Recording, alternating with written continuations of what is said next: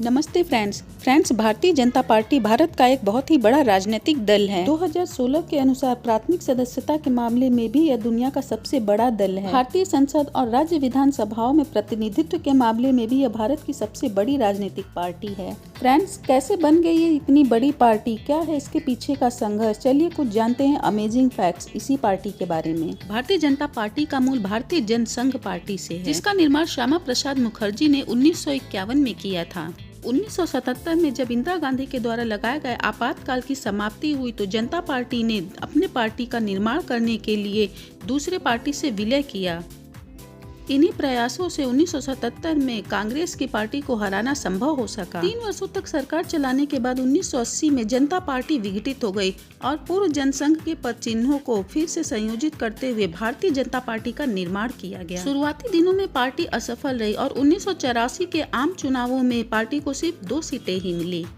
इसका बड़ा कारण 1984 में इंदिरा गांधी की हत्या के कारण उनके बेटे राजीव गांधी को सहानुभूति की लहर थी। इसके बाद राम जन्मभूमि आंदोलन ने पार्टी को ताकत दी। कुछ राज्यों में पार्टी चुनाव जीत भी गई और राष्ट्रीय चुनाव में अच्छा प्रदर्शन किया। 1996 में पार्टी भारतीय संसद में सबसे बड़े पार्टी के रूप में उभरी। इसे सरकार बनाने के लिए आमंत्रित किया गया, लेकिन इस बार ये सरकार सिर्फ 13 दिन ही चली। 1998 में आम चुनाव के बाद भाजपा के नेतृत्व में राष्ट्रीय जनतांत्रिक गठबंधन का निर्माण हुआ और अटल बिहारी वाजपेयी के नेतृत्व में सरकार बनी, जो मात्र 1 वर्ष तक चली।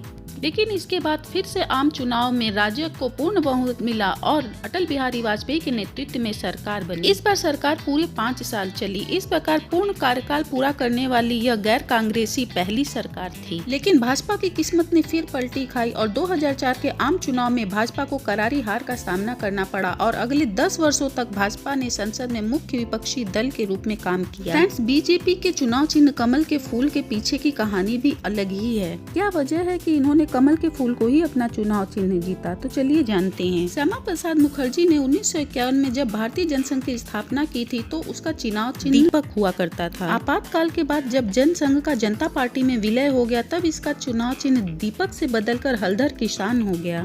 फिर जब 6 अप्रैल 1980 को भारतीय जनता पार्टी के नाम से नए राजनीतिक दल की स्थापना की गई और अटल बिहारी वाजपेयी इसके अध्यक्ष बने, तब इसका चुनाव चिन्ह बदलकर कमल बनाया गया। इसके पीछे कारण ये है कि कमल के फूल को पहले ब्रिटिश शासन के खिलाफ इस्तेमाल किया जाता था। इसे हिंदू परंपरा से जोड़कर भी देखा जाता है। अब तो G20 के सम्मेलन में भी इसे नरेंद्र मोदी जी की अध्यक्षता में चिन्ह के रूप में स्वीकार किया गया है।